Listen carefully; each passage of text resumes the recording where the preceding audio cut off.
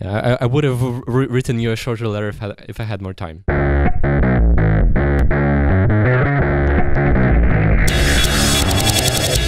Hello, I'm Michael. I'm Radek. And this is the podcast. A sounding board for interesting ideas and insights. We discuss books we read and want to share with you. As well as technology and productivity, which is what we do by day working on our app, Nozbe. Or whatever else comes to mind.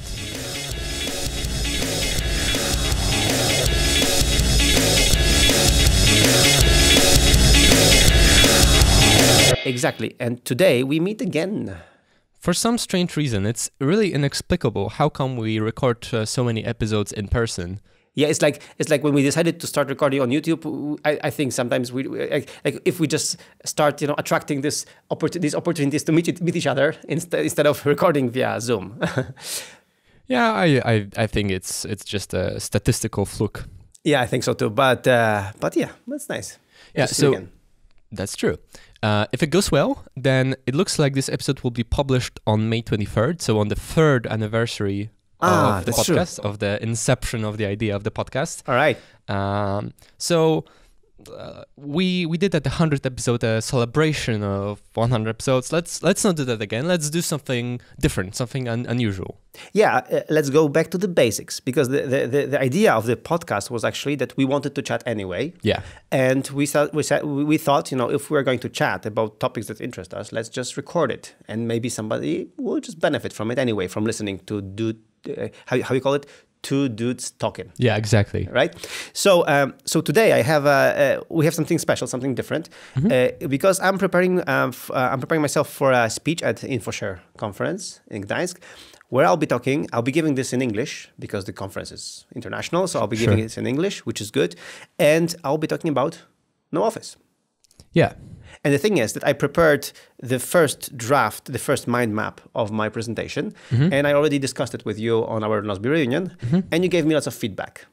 Basically, you told me that I'm just too advanced with this. I should, get back to basics to really explain the reasons for no office and the reasons and the basic concepts of no office instead of just going to high level. Yeah, it's like how. There's a big difference between, like in college or even in high school, you have teachers who know their stuff, but they're terrible teachers. Right. And they're great teachers, which might be worse in like some technical way from their peers, but they're much better teachers. And like when you know a lot about a subject, it's very easy to, like, we already have this stuff sort of set up in our mind in a way that we understand it. And when you want to convey it to someone else, it's an entirely different skill, right? Because you have to deconstruct it. Like, you have to get back to the basics, to the line of thinking that got you where you are now. Yeah. And when you already know what you know, it's very difficult to explain it, right? And so you sketched out this presentation, but it explained things already, in ways that assumed that the listener already knows this stuff. Exactly. Sort of implicitly embedded, where the assumptions that the listener will not have. Exactly. As you said, I assumed the listener. I mean, the listener in the audience will already know what I'm actually talking about. Yeah. And this is not correct because it took us years to get where we got, and that's why So based on your feedback, I redid coming here. On the airplane when I had lots of perspective, being at 10,000 feet, and what I did was 50,000 feet. It's 10,000 meters. Anyway, so high above the sky, I realized that I have to redo the presentation. So again, I don't have the slides yet. It's not a presentation yet. It's it's a different mind map now. I just, the cool thing about mind maps, again, just a short productivity thing, is that you can reshuffle them, based on, feedback. And I did that. And now I have a new mind map. And I wanted to go, I actually asked you today in the morning to go through it with you. And that's why we decided let's record it live as you give me live feedback to my presentation. Yeah, if we're going to do it anyway, we can just show our thinking process. Exactly. And we got our mics anyway, like just in case. So just in case we record, because we meet anyway. So like we got our stuff here. So yeah. All right. So let's get to it, right? Yeah. Okay. So okay. my presentation. In the beginning, I'll just introduce myself. Hello, I'm Michael from Nozbe. We have this. We help people get stuff done, alone or with a team. And we have apps for all the platforms, productivity apps for all the platforms, including the watch. I always show the watch. And I have this nice Nike watch, which is shiny, and you don't like the wristband. And then, but the cool thing about us is that we all work remotely. And we've been doing this for the last 11 years. And then I want to give a map of the whole Poland, and people, like where they are from all Poland. Then I include Germany, Spain, and Taiwan to this. And then I show our contractors, like the translators, who are also like spread, just to show everyone like how spread we are, actually. Because like the core team is in Poland, but then, we have additional people, and then we have the contractors. And then and after this introduction, I will tell people. So every time I've been doing this, I've been telling people that we all work remotely, and we've been doing this for the last 11 years. People tell me that eventually we'll grow up, right? So and then I will show a slide of me being alone in a small home office when I started. So when I was 1, people told me, I'm gonna get an office. When we were 3, they told me this again. When we were 11, and 20, and 25, and now with additional contractors, they keep telling me that eventually we'll grow up. But I guess we're growing up wrong. And then I want to show a slide of Steve Jobs. So the guys, I don't know if people will get the joke, but I think, Steve Jobs with the iPhone 4 or something, and we're growing up wrong or something like that. Or not? I don't get it. No, because he said that you're holding it wrong. Okay, I didn't get it. So then people okay, won't no get Steve it. Jobs. Okay, but anyway, people could get it the wrong way, that you're comparing yourself to Steve Jobs or something. Exactly. Okay, so no Steve Jobs, but just a slide we're saying we are growing up wrong. So we are growing up wrong because 11 years, 25 people plus contractors, and we still don't have an office. But let's get back to why you need an office, or why would you need an office, right? There are several reasons why you would need an office. First of all, serious businesses need an office. If you are serious, it means like you should have an office, and you put even a logo on the building. That really that you're in business. This is serious stuff. So for that, to be proud of what you have, you need an office. Cool startups need an office because you need the foosball thing, you need the pool tables, the massage chairs, the whole 9 yards. You need that. So I want to give a slide of that. That Google has it. Everybody has it. So you have to have. If you're a cool startup and you want to be hip, you have an office. But of course, also you might need an office because customers need to visit you, right? And then I want to show a slide of our customer base. When I see that the majority of our customers is from Japan, USA, Spain, Germany, from all of the places, right? And then I want to say, yeah, but are these people actually coming to our office? No, they're coming to nozbe.com. This is where they're coming. This is our office. This is where they visit us. They don't visit us personally. But then there's another reason why you need an office, because you need to work in person. Because working in person, because somehow, and I want to show 2 slides. So one of them is, this is in person, and then I'll show 2 of us talking, or 3 of us talking, in a Nozbe reunion. And then show us a different slide, all of us talking on a Zoom. Saying, but this is not in person, right? This is not in person. This is completely different.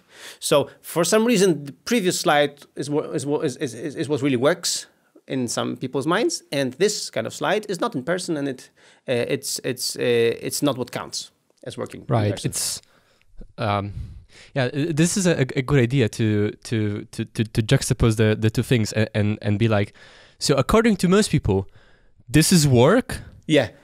This is not work. Exactly. This is not work. This is not collaboration. This is just video, whatever thingy.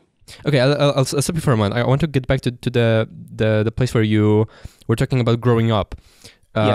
So this is cool to show a progression, to 25 plus people plus contractors. It's a cool idea, though. you have 20 minutes, right, for the presentation. Yes. You might have a problem with fitting all of that, but like a big point, like in the presentation, you want to, as we talked about on the Nose Bruno, you need to sell two things. First of all, that it's possible to work remotely. And second, how to do it. Yeah. But also, not just that it's possible and how to do it, but also, actually, you might have a problem with how to do it. No, it's more like that it's actually superior, or that it's... Right. Yeah, exactly. You need to sell that it's possible, and you need to sell why you would want it in the first place, right? So why would you want to be in the first place? Like, you might get back to that, but when you say about us growing up, people might still reject that because you just have a tiny company, like 25 people, like, that's nice. Exactly. Right? You're right. That's cute. I would give examples. I would give at this point an example that, and you might say, 25 people, that's nice, but it's not just us. Like, look at Buffer, look at MySQL. Okay, yeah, you're right. This is good. Okay, examples. Okay, I'm gonna put here the examples. Right, because you don't want people at that point, at the very beginning, like looking at your cute little company, to think, okay, sure, but that doesn't apply to me. Yeah. Good. Buffer, MySQL. Okay. That's nice. Yeah. I got this. This is that was the DHH. The DHH thing. Yeah. When you have a lifestyle business, that's good for you. I love it when he does that. Yeah. So you're having a lifestyle business. Exactly. Yeah, that's good. All right. Okay, so again, I won't be focusing so much on our progression, but so when I started, I was just one, and then we're 25 and something, and we're still doing it 11 years in. But then again, you're 25. That's nice. You have a small team. That's good for you. Yeah. Right? But there's Automatic, the Microsoft WordPress, and there are 700 people, and they work remotely. They're Buffer. They recently closed their offices, and they are 100 people or something. So these kind of examples. I have to dig deeper on how many people exactly they have at this moment, but it's easy to find. So the work in person, we said that. And the last reason why you might need an office is because you want to be able to easily communicate with people, to facilitate communication, And but then if you want to do that, then you have meetings, and everybody loves meetings, right? I mean, every day you go from one meeting to another meeting, and then to another meeting, and you're brainstorming in a group, and this is so nice, and this is so productive, and at the end of the day, you're wondering where your day went because you just spent all this time in the meetings. So, question is, were you, as a busy professional, as somebody who's working with your head, were you hired by your company to be in the meetings all day, or to actually get some stuff done, to contribute, to write something, to build something? And are these meetings, which are so easy to do when you're in an office, so necessary? Yeah. On Nose Bruno, we discussed briefly this idea, because you said something like, you're in person, you have an office, and you have meetings, and then at the end of the day, you wonder, like, we know this, but people might not be already sold on this idea, like, but very few people actually like meetings. So you could try to do something like ask people, like, hey, everyone, who loves meetings? Yeah, who loves the meetings? Raise your hand. No, not this one, right? Exactly. And like, okay, and how many of you hate meetings and wish you had fewer of them? And okay, good. Unless you have a really weird audience, usually they would, you'll get what you want. Okay, right? And this is good because, like, first of all, you're engaging the audience, and second of all, it's not just you as a fake authority from some tiny little company preaching to them, but you're showing to people that they have the data to reinforce your beliefs. Okay, exactly, and so I can reconnect with them better. Yeah. Good. So I'll focus on that. It's a good idea because I'm already 5 minutes into the presentation, let's say, more or less, hopefully. Yeah. So it's good to reconnect with the audience because I still have, a few more minutes to talk. Okay. But so these are all the, valid reasons why you might need an office. But why there were offices in the first place? They originate from the factories. Right. So so now I'm going to tell you on an idea which I'm not sure will resonate, but that's why I want to go show it to you, and you'll tell me. So the idea is this: so before the offices, there were factories, and in the factories, it was logical that people would gather around, would live around factories, and would go to factory every day. Why? Because people were depending on each other to do the work. Like one person would do this widget, and then the other person would wait for this first widget to be ready, and then he would build upon that, and then upon that. So it was like a chain reaction. So everybody had to be there for the big widget to be built, right? So that was the idea. And based on that, we moved from industrial revolution, from the factories to offices, where it's logical that we go to the same place and work together, right? But we are not factory workers. We are knowledge workers. And if you think, if you think about it, it's a completely different type of work, unless I'm mistaken. So there is an example. Let's suppose we are, as knowledge workers, still factory workers, and we have to go to this office because it's really important. So let's say we have to write a blog post. Does it look like this, that there is one person who writes the first paragraph, gives it to somebody else, who writes the second paragraph, gives it to the third person, who writes the third paragraph, and gives it to the fourth, who says publish? It doesn't go like that. This is not how a blog post is done, or is it? Right? As far as I know, what happens is that you have an idea for a blog post. Somebody has an idea for a blog post. They write the first draft. Then they send it to another person for feedback. Then, in the meantime, they work on something else, and then when they get the feedback, they improve the blog post, and then they send it to the editor. And if they have some doubts about the feedback, they can call this person or chat with this person to just iron out the last details. Then they send it to the editor, who just approves it and publishes it. And this is what we call asynchronous work, and this is different from the factory work. All right, I'm not fully sold on this. I like the comparison with factories, but I'm not sure you're going about this the right way. I don't think it's like the fact that in a factory you might have a assembly line that you go from from one stage to another.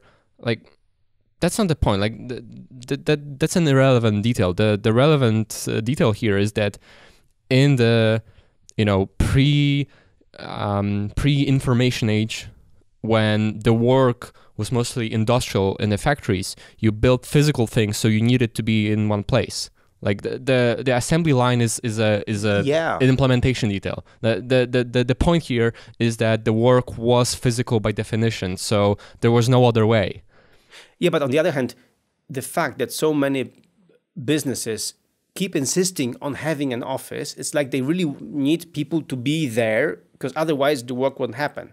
Like it's like that's what I want to say with this comparison, that you don't have to be there because you're not the second paragraph writer, Yeah, but like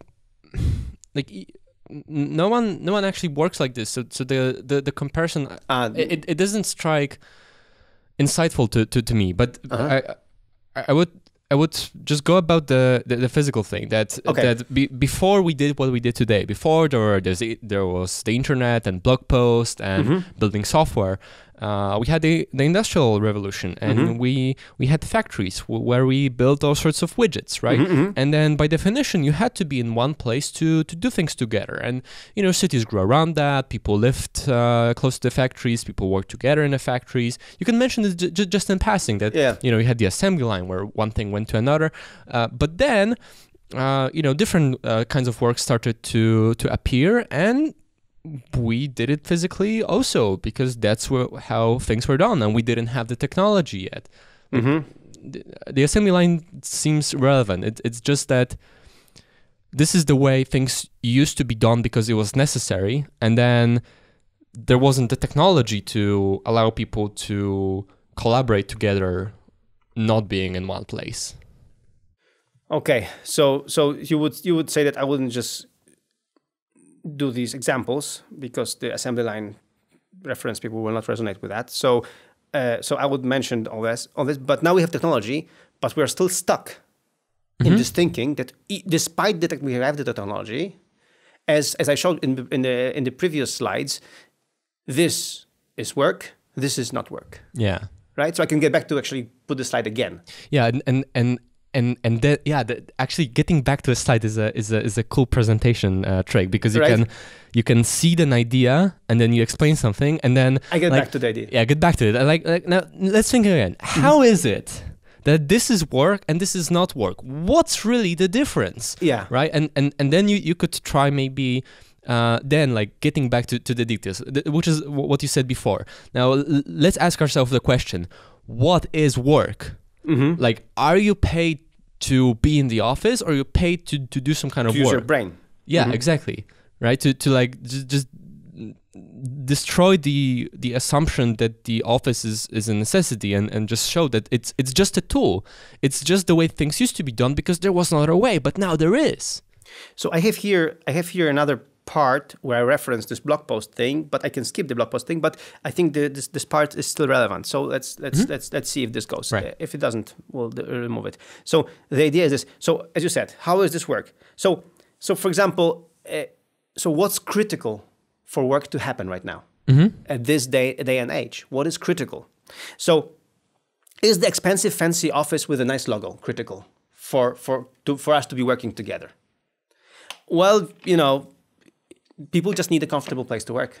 They don't need a fancy office. They don't need the fancy logo. I think the logo doesn't help.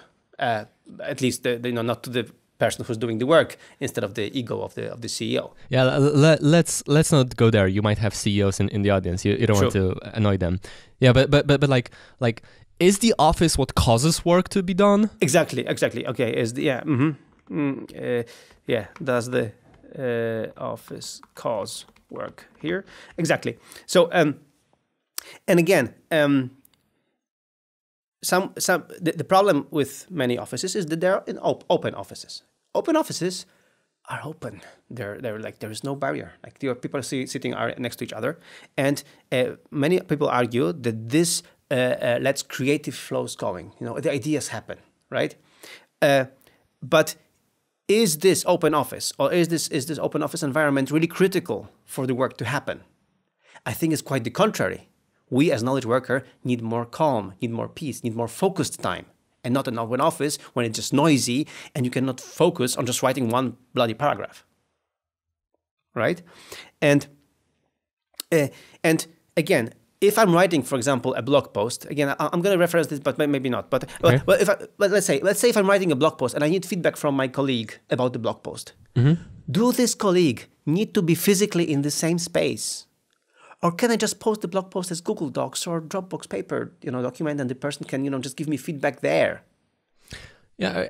Or not go into such detail. I would omit the tools and focus on the first principles, because a lot of people in your audience, which might not be sold on the idea of working remotely, might still have some sort of experience with those tools, and that isn't necessarily going to be a good experience. They didn't necessarily use the tools right. So you might mention something with the assumption in your mind that those are good tools that help you get work done, and they're thinking of the experience of frustration, right? It's different here, but the way I would try to approach it is like first principles, because like you're trying to do a lot in this presentation. Yeah, I know. But you just have 20 minutes, and you don't have time to explain a lot of details. You don't have time to explain the technique.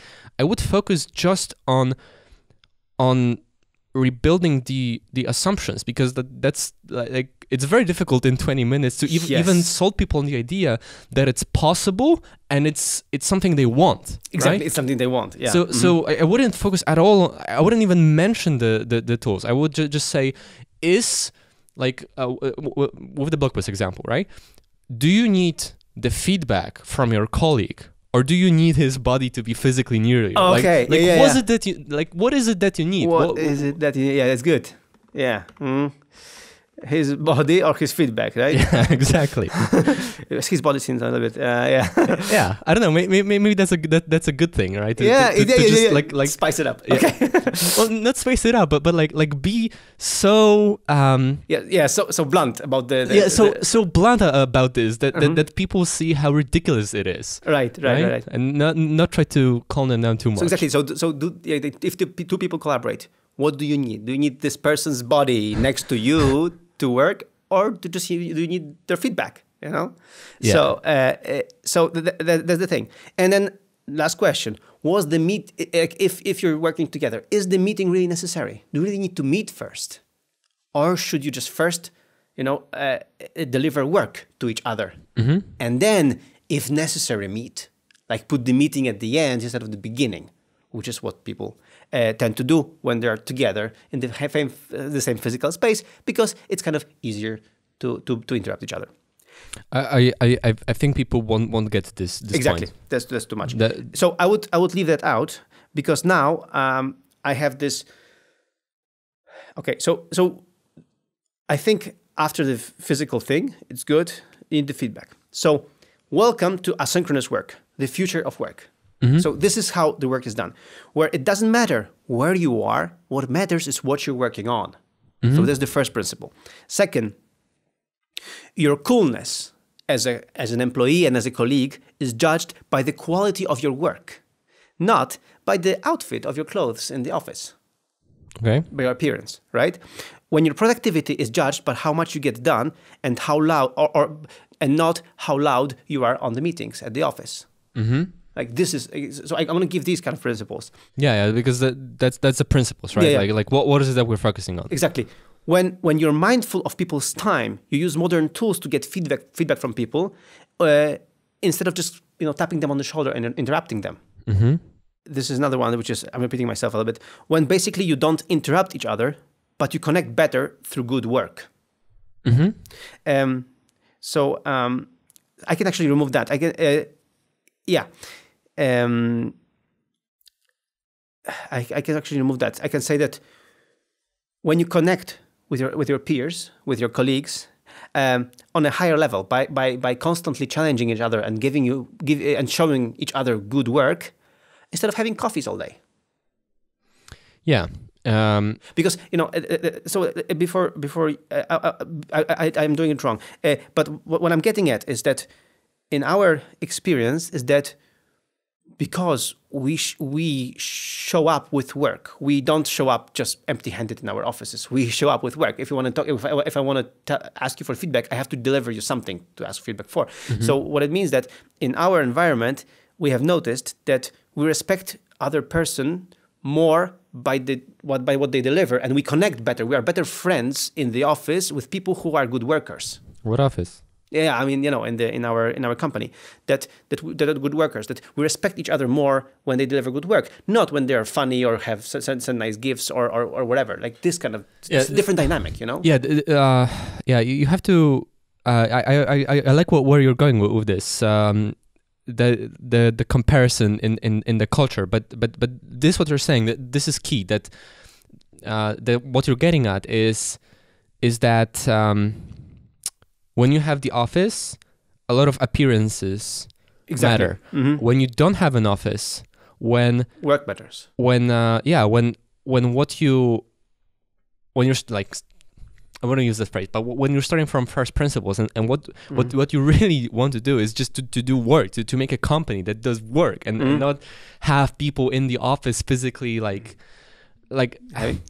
you don't have an office, when you don't work together, you have no other choice but to really connect and through work, judge people through work, not through appearances. Like when you don't have the environment for appearances, and so all of the bullshit no longer matters because there's no place for it, right? Yeah, and here I wanted to add something. Maybe it's I'm going to tell this if it's relevant, and especially because as my experience from running this productivity startup for its productivity company for the last 11 years is that a lot of people who are working in technology are introverts. So introverts connect better through work. Then they wouldn't speak up in a meeting in an office. They would be the quiet guys, but the quiet smart guys. And you might not catch that because they're quiet. In the no office environment where we don't see each other that much, when the social interaction is not that important, they are not quiet because they just quietly deliver great work, and this is loud. Okay, you're getting at something important, but I'll be careful about phrasing. I would just go straight to the last part. You don't want to like you said something that you have introverts who are not not loud, but they're smart. Like you don't want to alienate people by dividing them into introverts and extroverts. And introverts are smart and extroverts are dumb, right? Yeah, like, just the idea that in the social environment, loud people are people who are loud. Yeah.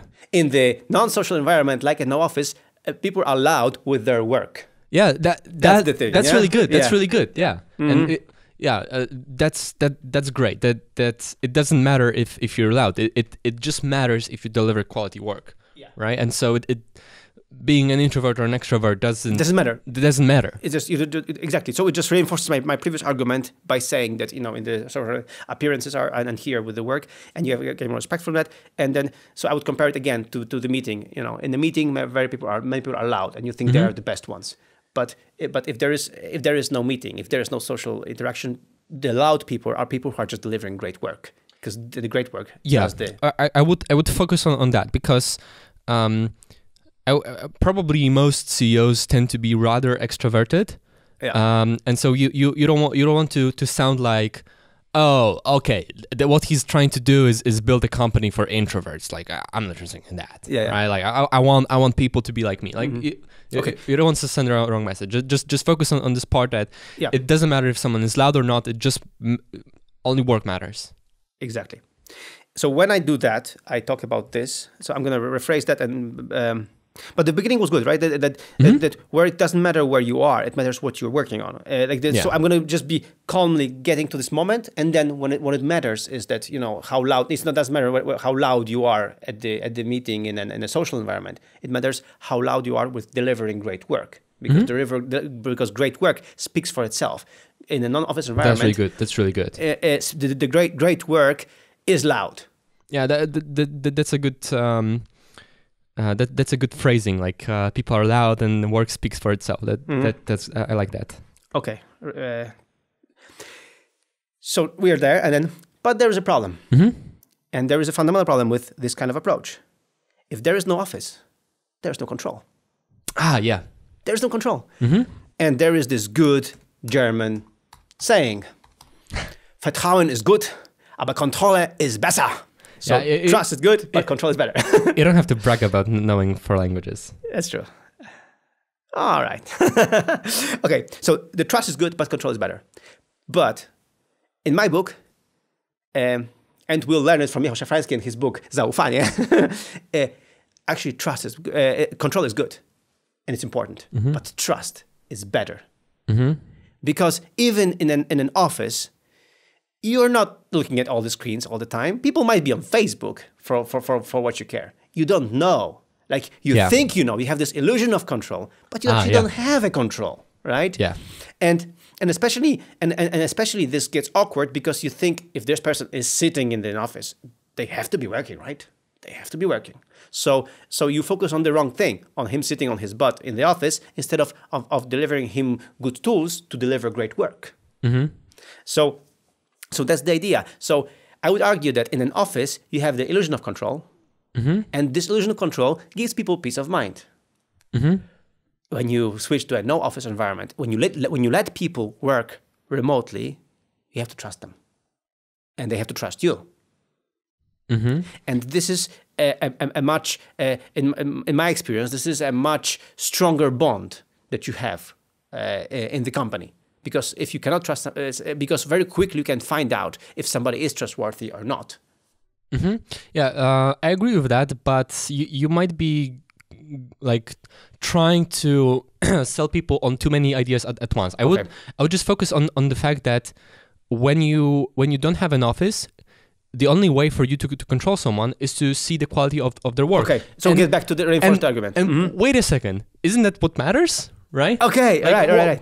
What do you care? What do you care about? Do you care about having someone on their butt, or do you care about them delivering quality work? And when you can't see if they're sitting at their computer, the work is the only thing you see. The work speaks for itself, right? Yeah, exactly. Good. Yeah, and that's for like this might be just like my self presentation, but what I would try to do, like as with the office and the meetings and trying to be really blunt about it, so that people like go out of their fancy professional sort of mode and admit that, okay, like actually no one likes meetings.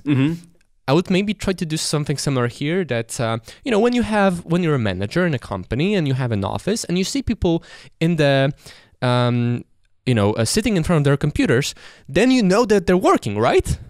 Right? Okay. No. Okay. Okay. You know it's not true, right? Like you want to make this to present this so that it seems ridiculous, because it is ridiculous, right? But people are used to this, so like phrase it in a way that you can't resist but admit that, yeah, actually that doesn't help. Like everybody knows that just because you're in front of a computer in the office doesn't matter you're not browsing Facebook. I know this, and you know it too. Exactly. Right? All right. Yeah, this is good. This is good. Yeah, so you're working, right? Right? They're not browsing Facebook, right? You know that by fact because they're sitting there, right? Yeah, like, yeah. That's good. Of course, no. They're not checking Instagram and liking pictures. Of course, or lolcats or whatever. No. No one would do that, right? No one would do that. In the office, in the wrong, Yeah, this is good stuff. So my point is not here is not to abolish offices, right now, remove them, tear them down. Although it would be nice anyway, but no, don't say that. No, exactly. So my point here is to design work in such a way that an office might be a good tool, one of the tools that you use, but not a requirement for the work to happen. So design work that you can enable people to work remotely when they want to or where they can, and not force them to go to the office, check in, check out every single day, because this is not what they're supposed to be doing. Because as we repeat here, the quality of the work is the most important thing. Yeah. So what happens is, when you do that, when you enable people to work remotely, when you enable the whole company to function in a remote way, even if you have an office, you save money on rental, because you don't need to build increase an office every time you just hire somebody. You can save stress of people of commuting, for example. People just can go in different times or just not go at all because of the circumstances. And from what I've seen, you can tap on talent from anywhere. You can hire that great designer at the end of Poland who doesn't want to move because he can work from the end of Poland. Not talking about Hubert at all here. And you can let people work when they are most productive, like in the morning, in the evening, at night. We got people who we got people who are night owls, and they might want to work then. Give them the space. And this is again where the trust happens, when you trust them to deliver the great work at their best time, and not at the time designed by the office hours. Here, I might be repeating myself. I have to go through this again. But so again, you might still need an office, but I because I wanted to say this, and I already said it, so I might not repeat it again. But this is the point, that you might still need an office, but you have to design work in such a way that it might be done without an office. Like this is not a requirement. And then there are companies, as I mentioned in the beginning of the presentation, again, like these companies who dropped offices. They had cool offices with foosball, things and whatever. They had them, but nobody was going there, so they just dropped them altogether, right? And because again, office is not the goal. The goal is delivering great work. And that's why. And I can be here. I don't have time to give you more. But if you want to talk more about it, meet me after the presentation. I'm here all day. But the goal is to design your communication in the company in a way that it works remotely. So let people have time for their focused work. When they just can, shut down communication, just work on their stuff, and then get back to communication with the company. Then make asynchronous work, asynchronous feedback, make feedback loops an integral part of your company. So yeah, don't say that because you didn't explain. People don't know what that means. Okay, so don't focus on the technique. Exactly. So make sure, because I wanted to, maybe I wanted to do it too much. Yeah. let's just drop this. So the key here, I'm just going to say it just like that. The key here is to design your communication, to use modern tools and the tools that we have already on the mobile, on the desktop or wherever, to use the modern tools and to design the communication in such a way that it enables working from home, that people who are working from home, from a cafe, from a different place, can still tap on company resources, can be as productive as if they were in the office. Mm-hmm. Because office, and that's the main promise of no office. Work is not a place to go. It's a thing that you do. Mm-hmm. That's it. Yeah, okay. All right. A couple of thoughts. Mm-hmm. First of all, I don't think you did a good enough job explaining why remote work is good. You mentioned it only at the end, and you explained a couple of benefits which are to employer. Like you started with saving on rent. Like you can mention that, but it's not really. But just in passing, like it's not very compelling to anyone, especially that lifestyle choice is the most important thing. Yeah, explain in not too much detail, but explain that it allows much more interesting lifestyle opportunities, which means you can I would stress more, maybe lead with that. You get to hire people from all over the world. Like what matters is their work, not where they live. And I would move that to the beginning of the presentation. And actually, because here are 3 obstacles to remote work. Whether you believe that it's something that's good, whether you believe that it's possible, and whether you know how to do it. The how to do it, you don't have time for that. Like you cannot explain that. Yeah, I wouldn't even try to go into too much detail that that tools, focus on modern tools, on asynchronous communication, because people won't understand that. What I would try to do is at the beginning of the presentation, like at the beginning, just sell that in this presentation you'll explain to people that why remote work is awesome, and prove to them that it's possible. Look, maybe in this moment, when I'm telling that that we are growing up wrong, that we've grown up to 25, but then you say that's nice, and I'm saying that's nice, but then there are these companies, and all of these companies and my company, what we see is so many benefits, and then I talk about the benefits, and then I'll get back to why we need an office. Yeah. Right? That's what I would do, because I think people need to be primed for where you're going with this. That you're explaining this to it's. I remember the blog post from Jason Fried when he said something or conveyed something Clay Christensen said, that questions are like the receptors in your brain where answers fit. If there's no question, there's no answer. If you didn't ask the question, answers don't matter. So you might try to give people answers, but first I think you need to poke them so that they ask them the question, so that they ask themselves a question, because what you know what I mean, like if they don't see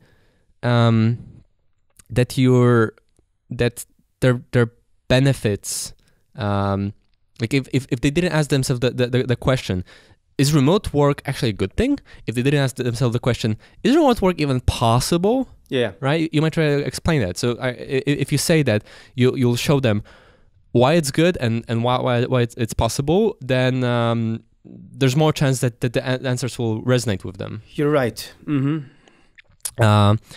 So lead with the why, yeah. Okay. We get that. Lifestyle choices. And Simon Sinek. Yeah. Start with why. Yeah. Okay. And as for the how, maybe try like at the end of the presentation when you sort of wrap it up and you show that remote work is awesome and it's possible and work is the thing you do, blah blah blah. You probably might be left with the question of how to do it, and and sort of explain very briefly that it's you couldn't if you try to explain how to do it, but now that you know that it's possible and it's a good thing, you can learn later and maybe try to plug plug the podcast or your book, whatever, so that people who might be tempted to learn more about it. Like, not everyone will, like, the thing of a presentation is, if people are already sold on the idea, like, you're not selling them anything new. If they're completely unsold, then the best you can hope to do is sort of poke them so that they start questioning their own beliefs. Okay. And then just give them pointers that, you can't sell them everything in 20 minutes, but give them pointers that if you want to learn more, this is where you go to see how we manage to do it. I would maybe try that. Yeah, and at the end, like I knew that you would do it. That you'd end the presentation with work is the thing. It's not the place you go. It's the thing you do. Yeah, that's a nice phrase. I wouldn't leave it at the end as a sort of. I mean, you can keep it at the end as the catchphrase. But I should have repeated it. You should repeat it several times in your presentation, because I think this is the best, most succinct, sort of concentrated version of explaining like why Office is relevant. It's just a tool. It's not necessary, right? I'll put it here already. So let's just review it. The very last time. So first, I'm gonna introduce myself. Blah blah blah. Then I'm gonna tell us that we are growing up wrong, and then give examples of the other companies that are growing up wrong as well, and they're much bigger. And then then explain why it's so cool. Like why we are so cool, and why this kind of work is so cool, because you can tap on talent, because you have a lifestyle choice, because people in our company just move all the time depending on what they want to do, and some of them are digital nomads, including some of them who are digital nomads, and all this stuff. And then why is it possible? Because work is not a place to go; it's a thing that you do. Yeah. And then let's go back to the office. Why we need an office anyway? And then I go, why we need an office? Then I talk about the evolution of the offices from the factory work to through the industrial revolution to the office that we already have, and we are not. And this I'm gonna just completely fold. But we're not factory workers. And because what's critical for is critical the fancy office is for people to be, is it actually critical for I'm going to skip the open office thing, because it's just nobody will understand that. So I'm going to just so if we are working, let's say we're working on an article together. Two people are working on an article. The person who's writing an article wants the feedback from the other person. Does the other person need this? So I'm going to just go with John or whatever. John and Mary are working on an article, right? John writes an article. He wants some feedback from Mary. Does he need? Oh, this is sounds sexist. Don't say John and Mary if you're going to say that they need their body. Exactly. That would John. be bad. Okay, John and Tom. Yeah. So does the Tom need to be physically there? Does John need Tom's body or Tom's mind? To give him feedback, right? That's good. That's good. Right? Tom's fine. But body versus mind is a good one. Yeah, exactly. So welcome to this, and this is what we call in our company asynchronous work, and this is what the future of work is. What it means is that it doesn't matter where you are; it matters what you're working on. Or no, I'm just gonna drop asynchronous work. I'm not gonna say anything about it. I'm just gonna say, because this is the future of work. This is what's really important here, right?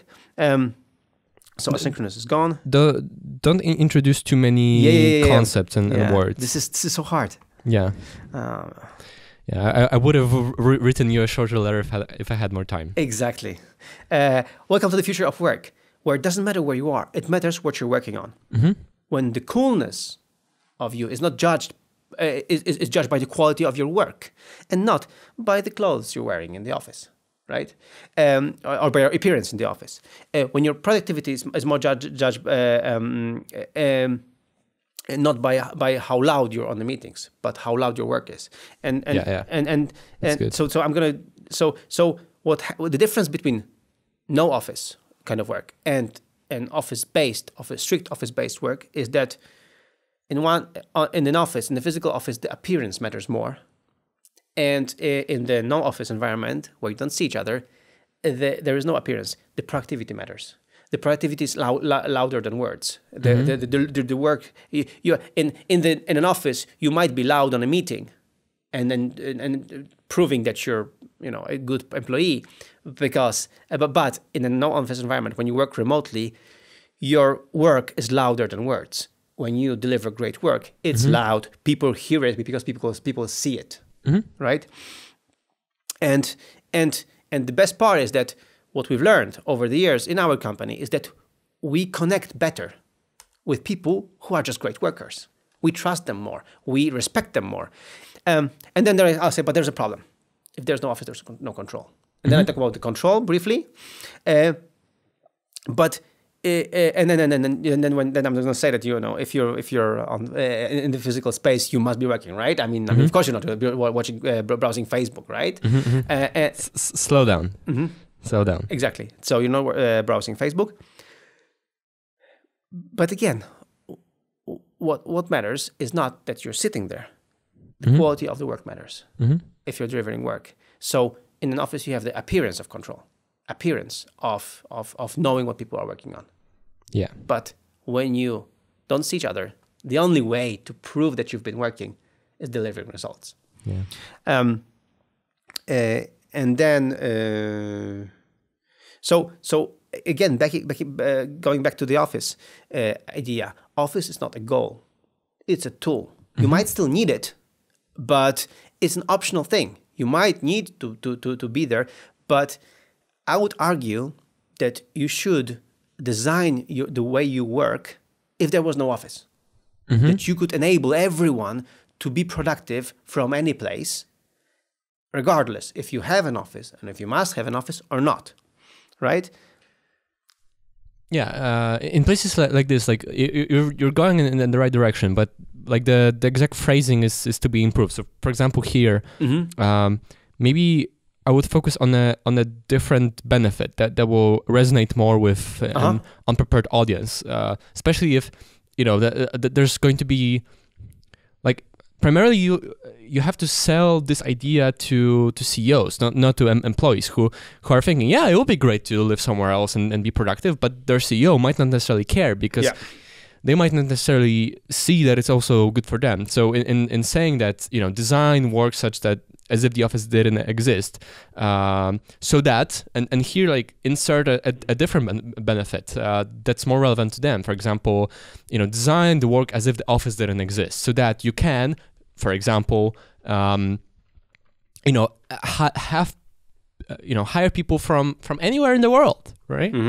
Yeah, so that you can hire people from anywhere in the world, not be stuck in traffic all day, and live in a place you want to live in. Yeah. And not in a place of the office's choosing, right?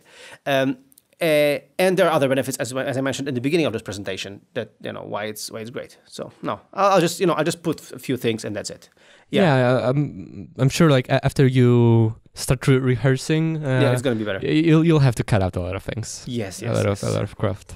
Now after this, I'm gonna already go with the slides now, because then having slides, I will like start putting really what I have to say in each slide. Then it's gonna be less hectic. And then after that, I'm gonna just tell, because again, work is not what is work. Work is not a place to go; it's a thing that you do, right? Yeah. can I plug it? Yeah, I can plug it before the trust.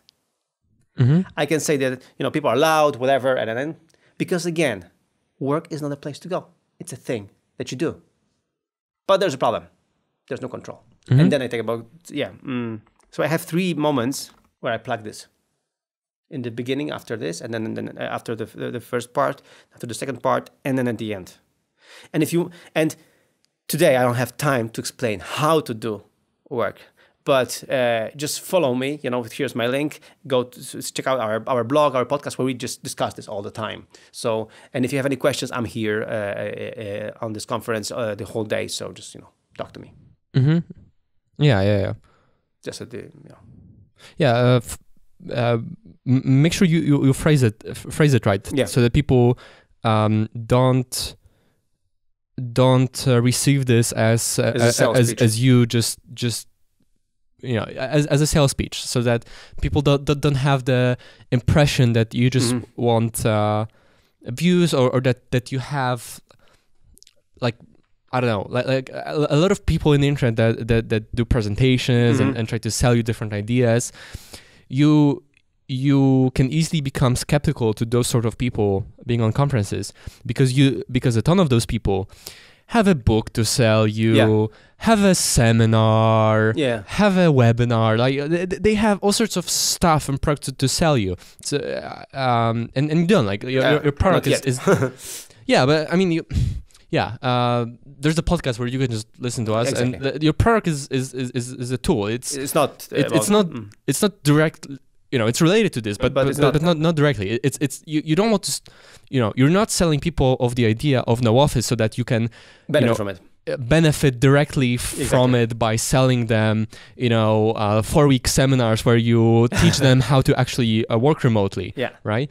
You want to convey that you're just doing this because offices suck. Yeah. No, and I can actually go here to say something like that.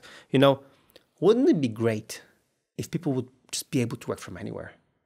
If you could choose where you live, if you as a boss wouldn't have to worry about control or whatever, because you would get the results, you would get, you would have happy people. You would, like, I don't know, maybe, like, I don't know if something like that at the end, wouldn't be great, or yeah, maybe, but. Okay, but focus on it at the beginning, right? That's what I do anyway. The whys, and I think you can do a better job at explaining the benefits, that you can hire people from anywhere, and even like you can even lead with things that strike close to the heart, like don't you hate being stuck in traffic every day, or having your work decimated by meetings, and then you have to work on the weekends to catch up. I don't know, like I would also, like, when you talked about the benefits, I don't remember you saying, not explicitly, that remote teams tend to be more productive.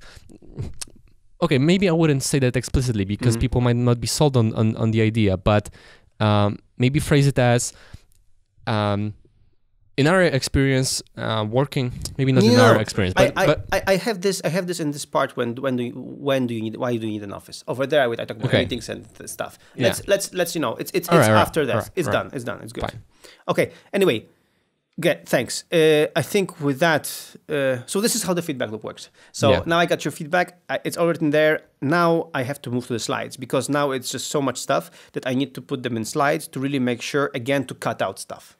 Yeah. So this is like another part of pruning. I'm going to cut out stuff again to make sure that I really fit the 20 minutes limit that I have for this presentation, and that I, as you said, that I leave people with at least a desire to study the problem more.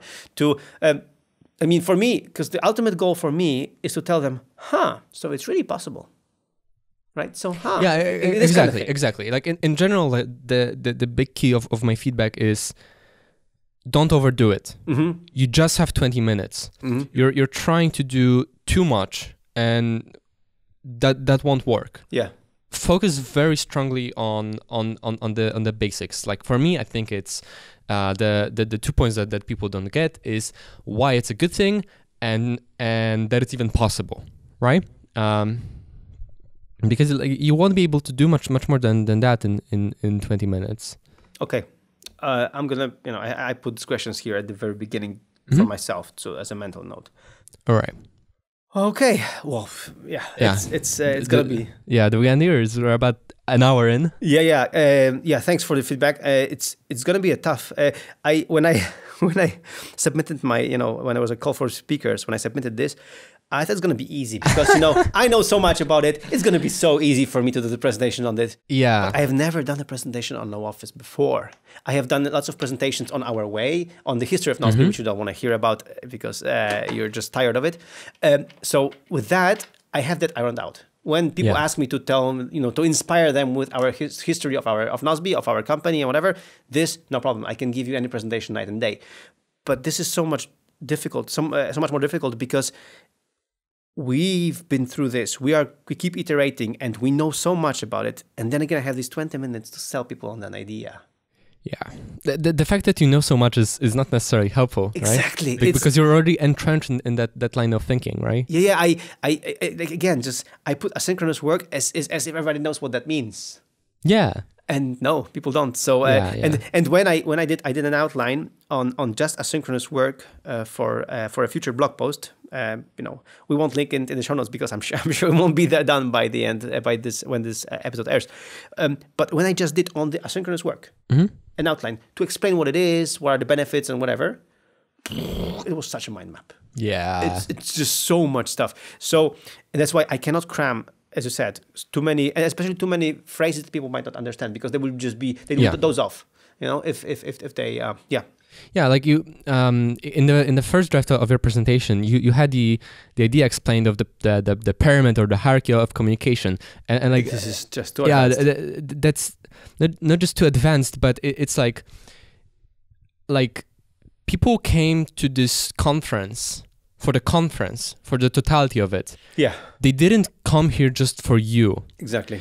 I'm not that important. Yeah, if you're making someone for people who came for you, like if people are watching your videos, your webinars, listening to the podcast, they're already like sold to some extent on what you have to say, and then you can introduce concepts to them. Yes. But when you're just one of many speakers and the name of your presentation looked interesting, or it looked like the least boring presentation at the time slot. Exactly. Like most of your audience doesn't know you, so they're not ready for to have concepts introduced to them and explained to them. You have to focus on like the emotional part, on resonating with them and selling them just basic ideas and language they can understand. All right. Yeah.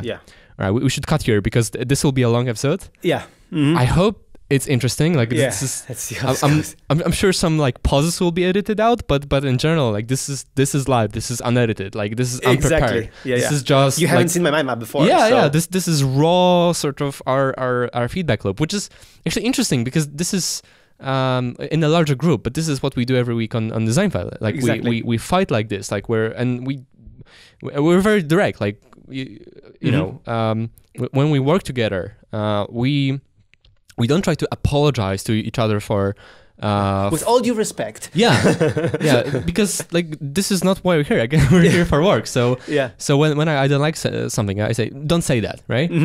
And you can disagree, and we have the conversation about it. But I don't have to like make a preamble to every comment. Michael, I don't think you should actually say that, or I'm like no, exactly. That will be very inefficient. Exactly. So I hope a sneak peek of our. Of the way we work. Yeah, of doing work together will be interesting, even though it's so sort of raw and uncut. Yeah. All right. I actually also realized that probably the day this will be aired is also the day where you'll be speaking this. Exactly. So That's true.